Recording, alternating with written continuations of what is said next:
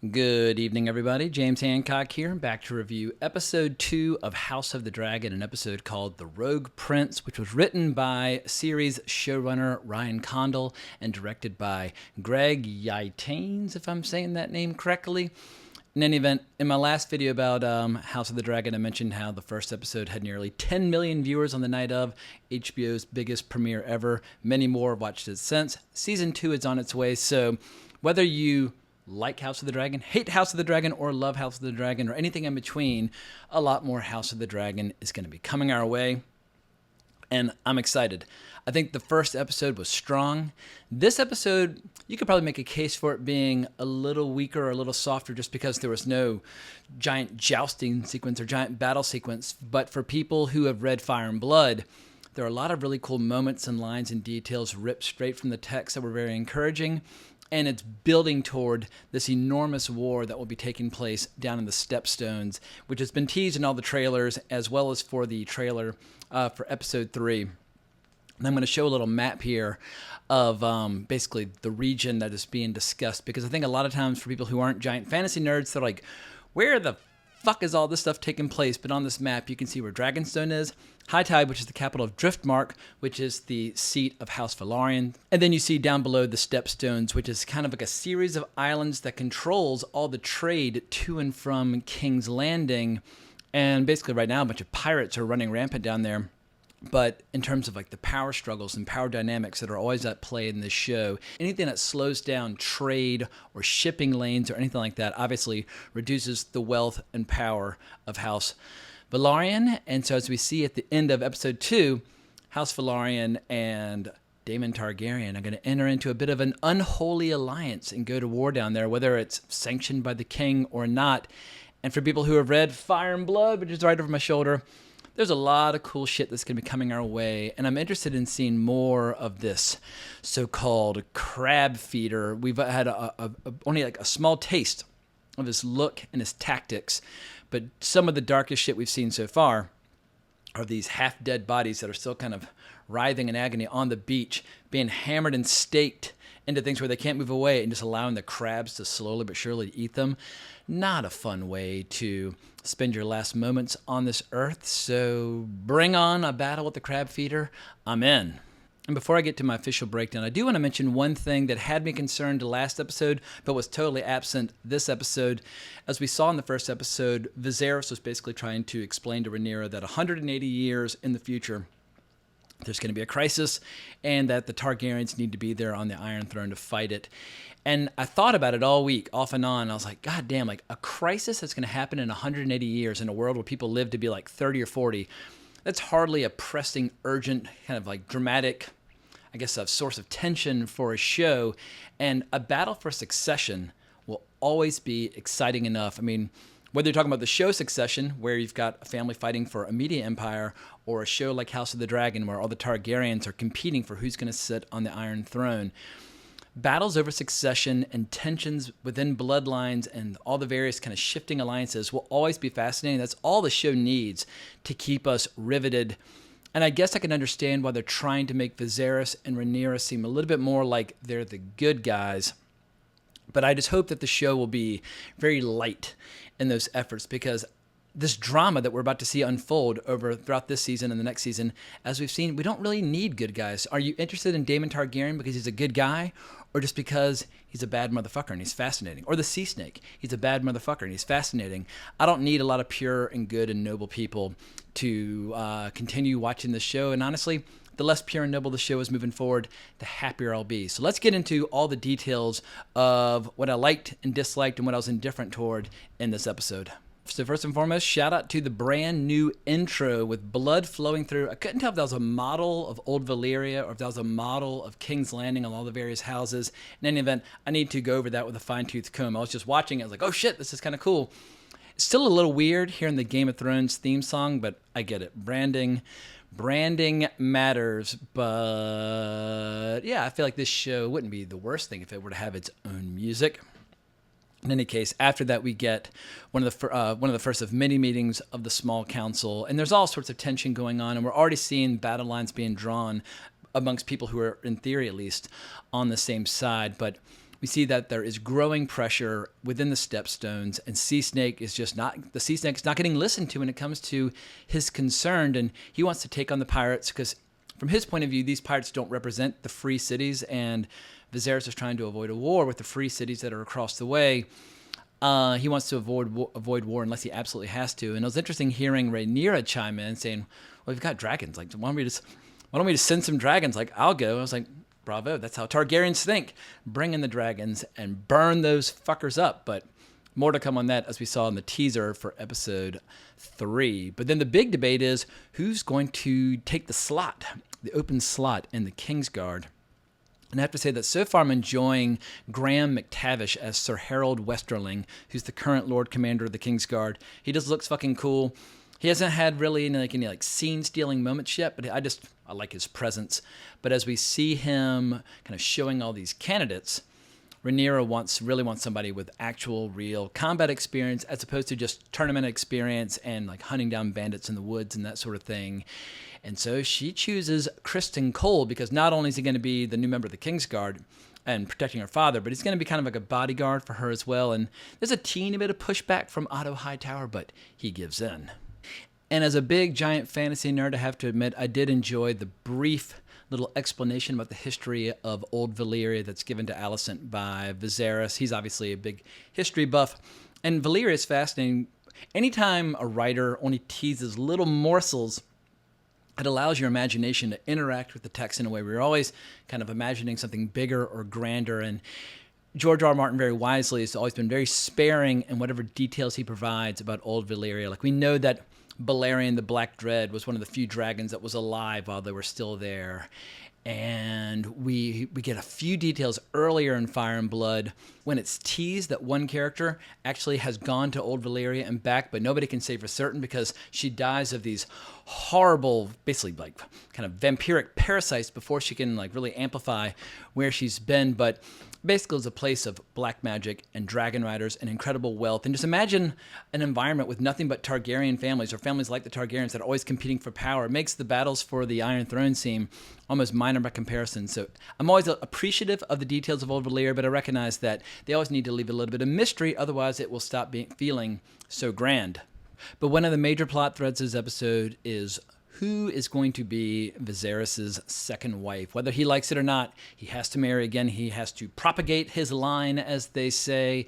And the Sea Snake, he makes a big play, and it's a very respectable play. I mean, he basically says, look, we're the only two families that are from Old Valyria. And he puts forward his daughter, Laena, as a strong candidate. She's only 12 at this time.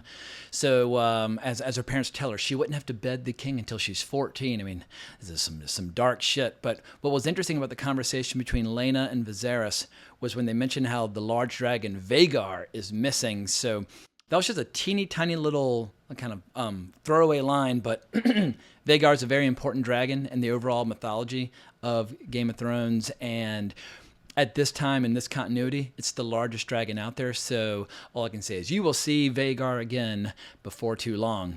But another little detail that was interesting about Viserys is we see how his pinky has gotten completely rotten from sitting on the Iron Throne, and they're submerging it in maggots, hoping that it'll eat away the dead flesh. His recurring injuries, specifically the one to his hand, that is straight from the book. So not that the show has to be a complete and total carbon copy of the book to be a success, but as long as every episode there's just a few little morsels, a few little crumbs ripped from the text, it always makes me feel like I'm in safe hands in terms of the overall adaptation.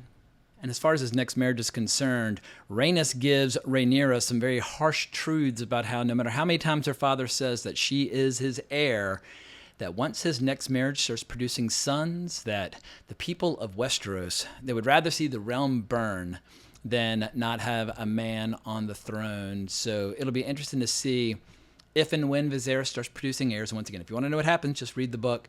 But which houses are down with Rhaenyra and which houses are down with whatever male children Viserys might produce moving forward. But then the big drama from this episode is when Prince Daemon steals a goddamn dragon's egg from the dragon pit, and it's one of the eggs of Dreamfire, and it was an egg that was chosen for Prince Balon's cradle.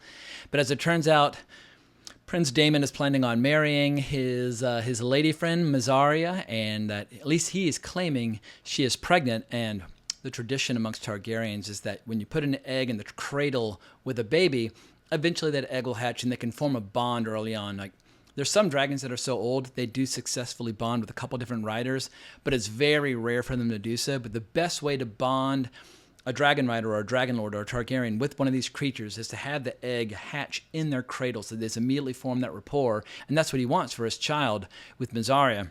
But Otto and Viserys and basically everyone on the small council immediately recognizes not only has Daemon claimed Dragonstone, the ancestral seat of Targaryen, for his own, that he's essentially going to now have access to one of the world's greatest weapons if he does in fact get a dragon of his own. What they don't mention is that on Dragonstone, there are a bunch of fucking eggs all the time over there. Like, there are even wild dragons on Dragonstone. Like, the Targaryens might have 10 adult dragons at this point, but as is illustrated in Fire and Blood, there are a couple that are on the loose on Dragonstone that don't have riders. And the Sea Snake had a great bit of advice, which is ripped straight from the book, where he tells them, look, when a storm is coming, you have two options. You can sail straight into it, or you can try to go around it. But what you must never do is wait for it to come and overwhelm you. In any event, Viserys realizes that he has to put his brother in his place, and he sends Otto Hightower to not only demand that Prince Daemon vacate Dragonstone, because it actually, since Rhaenyra is the heir, she is the princess of Dragonstone, it's actually going to be hers in a couple years when she comes of age,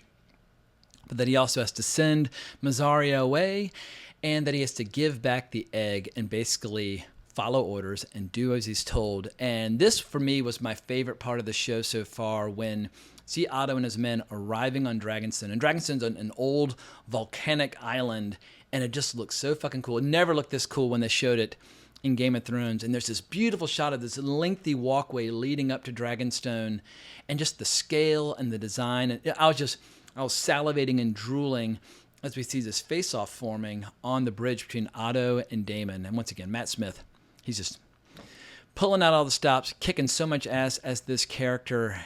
But things start to get a little tense on the bridge. Weapons are drawn. Sir Kristen Cole talks a little smack to Daemon about how he was the one who unhorsed him, which gets Daemon's attention, kind of his grudging respect. He laughs it off because Daemon, way in the background, has his dragon. I believe it's pronounced Caraxes, but I would have to double check that. But the easiest way to remember the name of his dragon is that its nickname is the Bloodworm. But the Bloodworm's way off in the background, basically making it known that if Otto Hightower and his men make a move, they're going to get fried. When suddenly we see there's this beautiful shot of the clouds and movement beneath it, and Rhaenyra pops out on her dragon and lands on the other side. And remember that historically, Rhaenyra and Daemon have always been very close. She very much looks up to her uncle, and she admires him in many ways.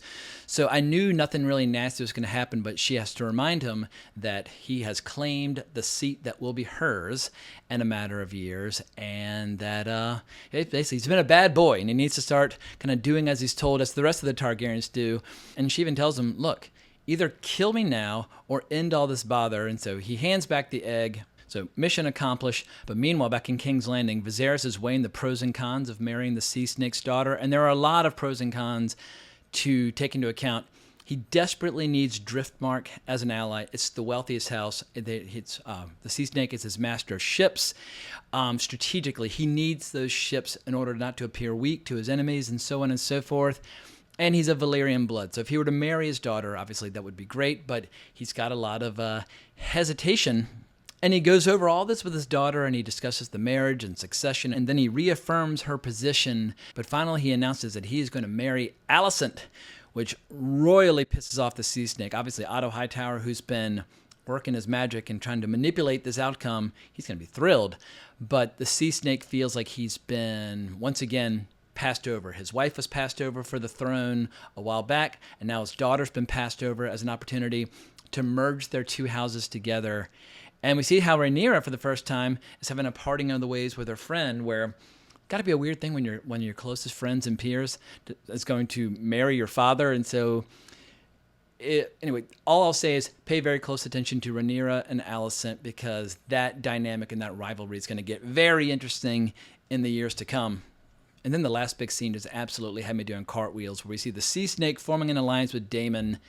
And I just love these characters, and I love what they do with this alliance. And we got a brief little flashes from the trailer of what they're going to do together. But they're discussing the stepstones and how this is an opportunity for Daemon to really prove his worth. I mean, if he just waits for things to come to him, well, he'll always be frustrated, but he is a Targaryen. He has a dragon. They're going to go out and seize some glory and seize some victory. And between Daemon and his dragon and the sea snake and his ships, they're a very formidable duo, and I fucking can't wait to watch them in action. And the meaner and nastier they choose to make the crab feeder, the happier I'll be. You need killer enemies. I mean, I know there are a lot of people out there who don't like it when shows get too mean and nasty or whatever, but people love and crave watching this world for a variety of reasons, but the violence must always be the most gruesome, horrific shit imaginable. It has to be as bad as anything you've ever read from the Dark Ages or the Roman Empire or whatever the case may be. The worst elements of history that you can possibly imagine. Take all these ingredients, inject them with steroids, sprinkle them liberally over this show or the books or whatever. But that's a huge part of the overall brand and flavor. So I really hope they'll lean into the dark side with these battles with Crab Feeder moving forward. So in closing, I'll just say I remain totally on the hook. I know some people out there are having a little trouble getting into all these new characters, which I think is totally understandable. It's a big exposition dump to try to learn all these new faces and competing agendas and bloodlines over the course of 2 weeks. But I think as long as they keep giving us great scenes like that scene on the bridge, then people will just ride it out. And I'll be very curious to see this Thursday how Lord of the Rings Rings of Power does by comparison, because they're dropping 2 episodes, and it's the battle of the fantasy shows, and it's eerie how many parallels there are. The Second Age of Tolkien, or of Middle-earth, was very much covered and written about by Tolkien like a history book, very much like how Fire and Blood was written like a history book.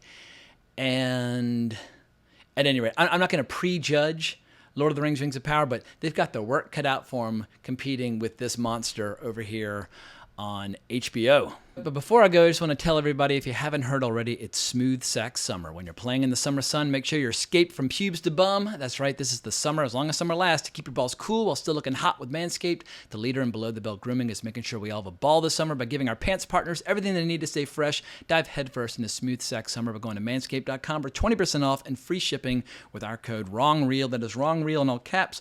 I'll leave a link in the description below. And just in case you need an additional incentive, the Manscaped Performance Package 4.0 has everything you need to prepare that summer bod.